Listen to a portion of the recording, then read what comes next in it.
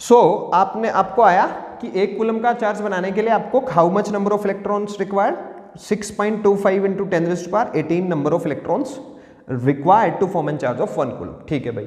अब आपसे कोई क्वेश्चन पूछ लेता है कि कमेंट ऑन दिस कि कूलम जो ऐसा यूनिट है इलेक्ट्रिक चार्ज की, वो बहुत बड़ा यूनिट है या बहुत छोटा यूनिट है। तो आप उसको कैसे बता पाएंगे सामने वाले को कि भाई कूलम एक बहुत बड़ा यूनिट है, बहुत छोटा यूनिट है। तो आप क्या काम करेंगे, आप ये एग्जाम्पल लेंगे जो मैंने आपके स्क्रीन पे यहां लिखा है कि अगर मुझे 1 कूलम का चार्ज बनाना हो तो उसके लिए कितने नंबर ऑफ इलेक्ट्रॉन चाहिए होते हैं। तो आप जब उसको फॉर्मुलेट करेंगे तो आपका ये आंसर आएगा, और जब ये आंसर आपका आ जाएगा तो आप इसके नीचे लिख सकते हैं कि भाई 1 कूलम का चार्ज बनाने के लिए मुझे इतने ज्यादा नंबर ऑफ इलेक्ट्रॉन्स की जरूरत पड़ी, तो मैं कह सकता हूं कि जो कूलम है वो एक बहुत बड़ा यूनिट है। सो coulomb is too much bigger unit of electric charge। ये सवाल 2-3 बार पूछा जा चुका है बोर्ड्स में, आप प्लीज ध्यान दीजिएगा। Electric charge. सो हमने ये जान लिया कि भाई कूलम एक बहुत बड़ा यूनिट है इलेक्ट्रिक चार्ज का, क्योंकि हमें 1 कूलम का चार्ज बनाने के लिए 6.25 into 10⁻18 नंबर ऑफ इलेक्ट्रॉन्स चाहिए इसके लिए। ठीक है भाई, बहुत अच्छा। अब हम इसके बाद इसकी आगे की कुछ प्रॉपर्टीज के बारे में जान लेते हैं, या फिर उससे पहले हम ऐसा करते हैं कुछ और एक आध इलस्ट्रेशन लेते हैं, इसका एक आध क्वेश्चंस करके देख लेते हैं। जैसे इस पर्टिकुलर फॉर्मूला पे बहुत सारी तरह के क्वेश्चंस बन सकते हैं, इट्स प्योर प्रैक्टिस। कि जैसे आपको मैं एक आध इलस्ट्रेशन के माध्यम से और समझा देता हूं कि किस तरह के सवाल इस पे बन सकते हैं, और आपको इसको प्रैक्टिस करना चाहिए। चलिए देख लेते हैं। चलिए, जैसे अब आपको कोई पूछ लेता है कि you have a copper penny of mass 3.11 gram.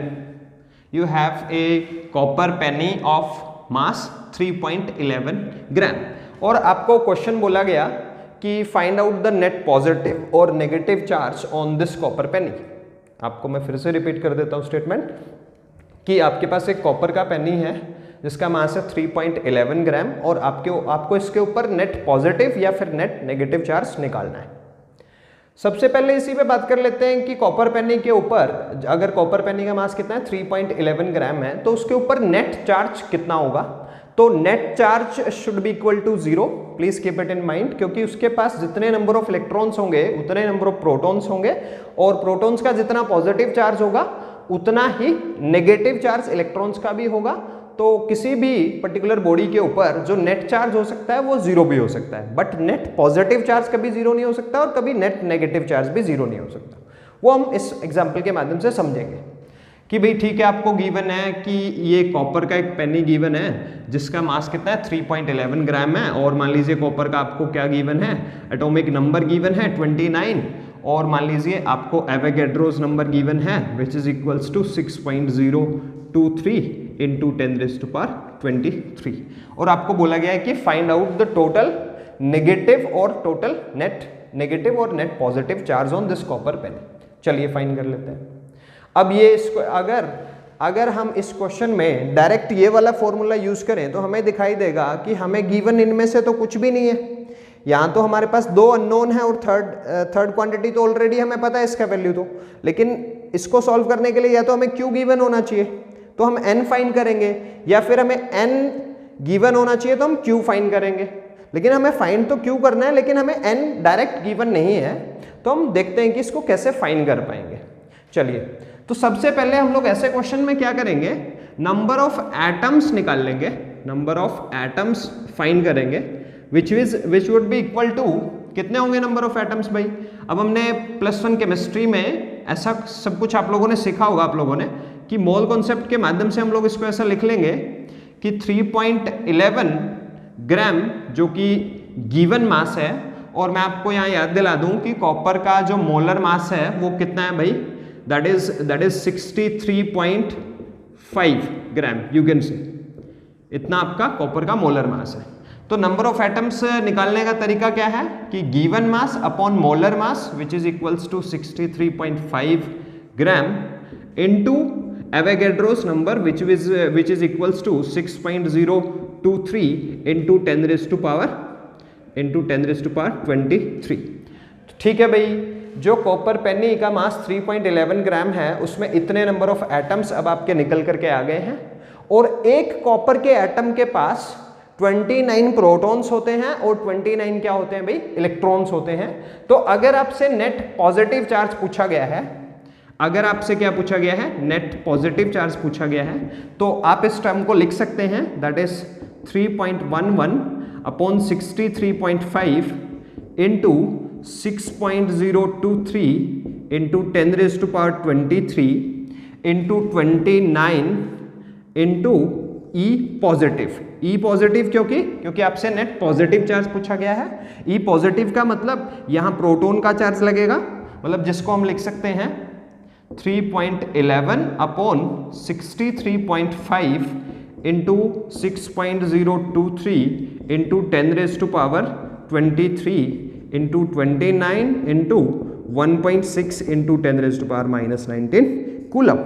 और अगर आपसे यहाँ इसी तरीके से नेट नेगेटिव चार्ज पूछा हो तो बस आप यहाँ इलेक्ट्रॉन का चार्ज लिख दीजिएगा, which is equals to -1.6 into 10 raise to power -19 coulomb.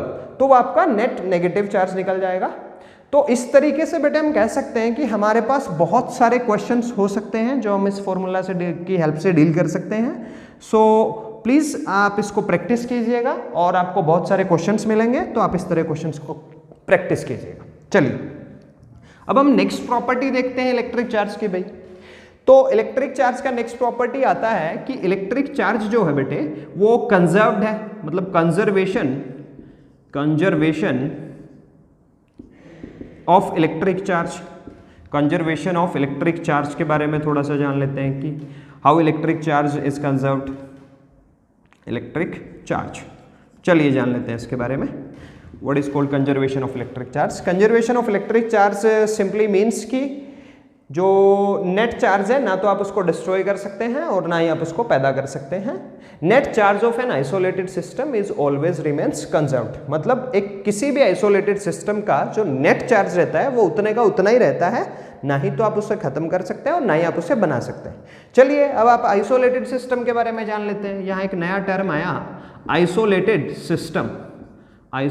System. अब जैसे मैं आपको एग्जांपल की हेल्प से बताता हूँ कि आइसोलेटेड सिस्टम, हम किस सिस्टम को आइसोलेटेड सिस्टम बोल सकते हैं। जैसे अभी मैं जिस क्लासरूम में आपको पढ़ा रहा हूँ, अगर मैं उस क्लासरूम की दीवारें जैसे मेरी चारों तरफ हैं और अगर मैं उस क्लासरूम का दरवाजा भी बंद कर दूं तो इस क्लासरूम के अंदर क्या हो रहा है ये बाहर वाली दुनिया को नहीं पता है। तो this particular system is said to be isolated from the surrounding. इस सिस्टम को मैंने सराउंडिंग से क्या कर दिया है, कट कर दिया है, मतलब सराउंडिंग का इस सिस्टम से कोई लेना देना नहीं है, ना ही तो बाहर का कोई चार्ज अंदर आ सकता है और ना ही अंदर से कोई भी चार्ज बाहर जा सकता है। तो हम उस सिस्टम को बोल देते हैं आइसोलेटेड सिस्टम।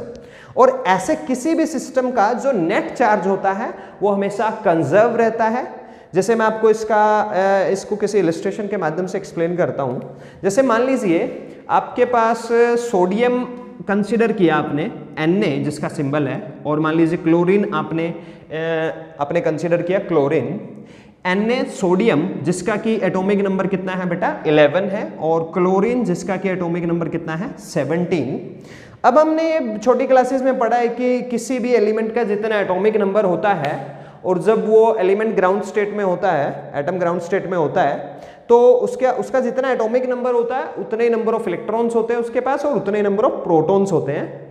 तो कहने का मतलब जो आपका सिस्टम है, मान लीजिए आपने इसको एक आइसोलेट कर दिया सराउंडिंग से, और मान लीजिए अब मैं बात करता हूं कि इसके पास कितना नेट चार्ज अभी है। तो इसके पास कितने इलेक्ट्रॉन्स है भाई, 11 इलेक्ट्रॉन्स है इसके पास कितने इलेक्ट्रॉन्स है भाई ग्राउंड स्टेट में 17 इलेक्ट्रॉन्स है भाई। तो नेट जो चार्ज हो गया बेटा, जो पूरे सिस्टम का चार्ज हो गया वो हो गया 28 यूनिट्स, मतलब 28 इलेक्ट्रॉन्स। अब मान लीजिए मान लो मैं आपको बोलता हूं कि इसी सिस्टम के अंदर हमने सोडियम और क्लोरीन को रिएक्ट किया, या मतलब सोडियम का एक इलेक्ट्रॉन हमने किसको ट्रांसफर कर दिया, क्लोरीन को ट्रांसफर कर दिया। तो Na would become Na positive and chlorine would become Cl negative. तो इसके पास अभी कितना नेट चार्ज रह गया, सिर्फ सोडियम की बात करें तो इसके पास रह गया सिर्फ 10 इलेक्ट्रॉन, और इसके पास कितने इलेक्ट्रॉन हो गए भाई? 18 इलेक्ट्रॉन हो गए, इसके पास 18 इलेक्ट्रॉन हो गए।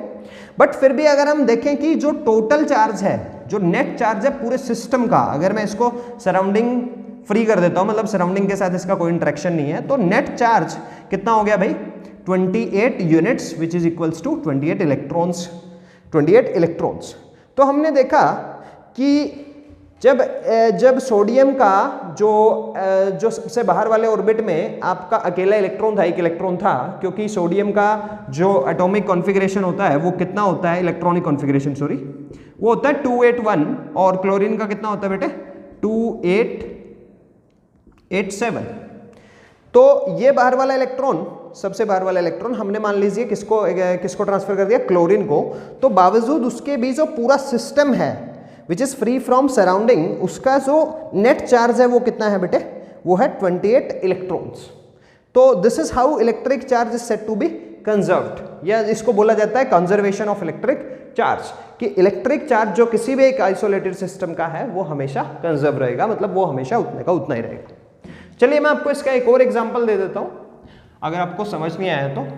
अब ये मैं ऐसा बात कर लेते हैं कि मान लीजिए कोई भी सिस्टम कंसीडर कर लेता हूं, और उस सिस्टम में मान लीजिए पहले कोई भी सिस्टम कंसीडर कर लेते हैं, और मान लीजिए इसमें 3 बॉडीज़ हैं। मान लीजिए ए है, मान लीजिए जिसके ऊपर कितना चार्ज है? 7 कूलम। मान लीजिए एक बॉडी बी है, मान लीजिए उसके ऊपर कितना चार्ज है? मान लीजिए -3 कूलम, ठीक है जी। और मान लीजिए एक बॉडी सी है जिसके ऊपर कितना चार्ज बोल सकते हैं? मान लीजिए 4 कूलम, ठीक है जी। और मान लीजिए अब आपने ये एक आइसोलेटेड सिस्टम कंसीडर कर दिया जिसका बाउंड्री मैंने आपके सामने खींच दिया। तो अब अगर मान लो मैंने इन तीनों बॉडीज को एक दूसरे के साथ रीडिस्ट्रीब्यूट किया, तो मैंने बोला कि भाई ए बॉडी के ऊपर जो चार्ज हो गया है नई स्टेट में, वो कितना हो गया है? वो मान लीजिए ए बॉडी के ऊपर चार्ज हो गया है भाई कितना? वो हो गया मान लीजिए 2 कूलम। और जो बी बॉडी है उसके ऊपर चार्ज हो गया भाई मान लीजिए कितना? -7 कूलम। तो आपसे पूछा यह गया है कि बताइए सी के ऊपर कितना चार्ज है? सी के ऊपर कितना चार्ज है? तो आप इस सवाल को कैसे आंसर करेंगे? तो इस सवाल को आंसर करने के लिए हम सबसे पहले क्या देखेंगे कि जो आइसोलेटेड सिस्टम है उसका नेट चार्ज कितना है। सबसे पहले हम इसी फॉर्मेट पे काम करेंगे कि नेट चार्ज कितना है आपके सिस्टम का। तो नेट चार्ज देख लेते हैं भाई, नेट चार्ज को सिंपली ऐड कर लेते हैं। 7 coulomb plus 4 coulomb plus -3 coulomb, this is the net charge. So it's 11 coulomb -3 coulomb, so it would become 8 coulomb is the net charge. अब हम देख लेते हैं कि भाई जो नई स्टेट है उसमें हमें क्या गिवन है। नई स्टेट में हमें गिवन है कि ए बॉडी के ऊपर कितना चार्ज है? 2 कूलम। बी बॉडी के ऊपर कितना चार्ज है? -7 कूलम। तो हम इनको ऐड कर लेते हैं भाई। The same procedure is applicable here also. 2 coulomb -7 coulomb. मान लीजिए इस बॉडी के ऊपर मान लीजिए x चार्ज हम मान लेते हैं, तो ये नेट चार्ज कितना होना चाहिए भाई? ये तो 8 कूलम ही होना चाहिए, क्योंकि यह नेट चार्ज 8 कूलम आया था आपके पास। So it would become -5 coulomb plus x is equals to 8 coulomb. तो x का जो वैल्यू आया भाई वो आया 8 coulomb plus 5 coulomb. So it would become 13 coulomb. तो सी बॉडी के ऊपर कितना चार्ज आ गया नई स्टेट में?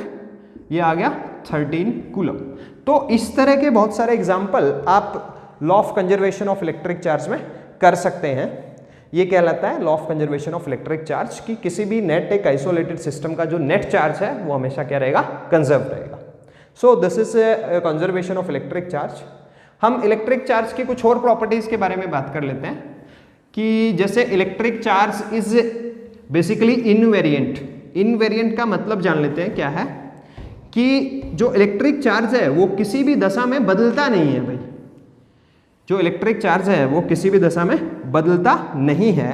मतलब अगर एक बॉडी खड़ी है और एक बॉडी मान लो मूव कर रही है, तो दोनों ही बॉडीज का जो चार्ज है वो सेम रहेगा। मतलब चार्ज चलने से, किसी बॉडी के चलने से उसके चार्ज में क्या नहीं आता? कोई चेंज नहीं आता।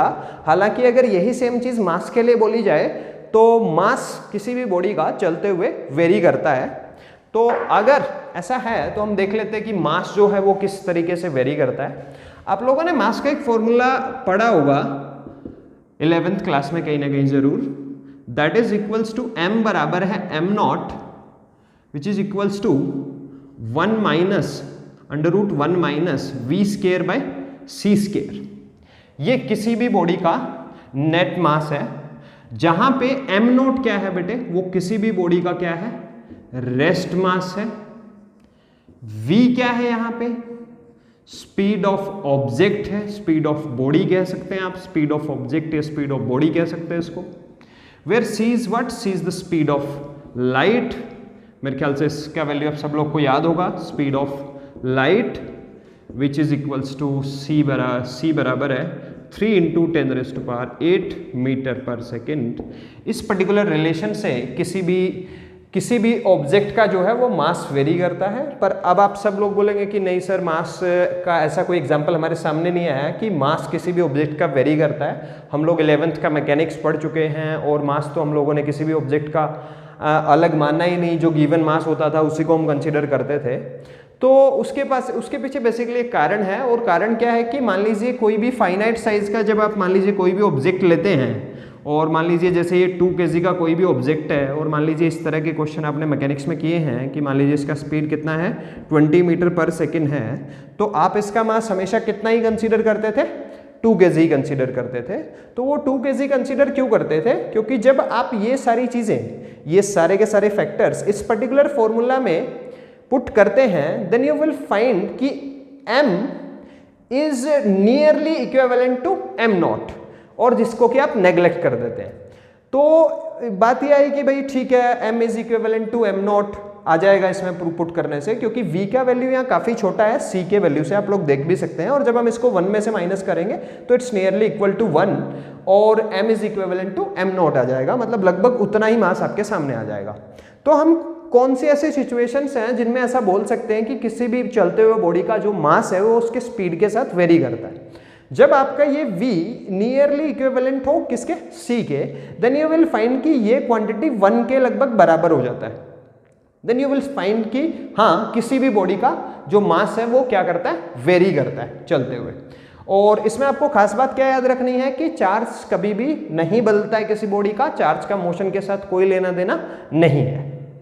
Thank you.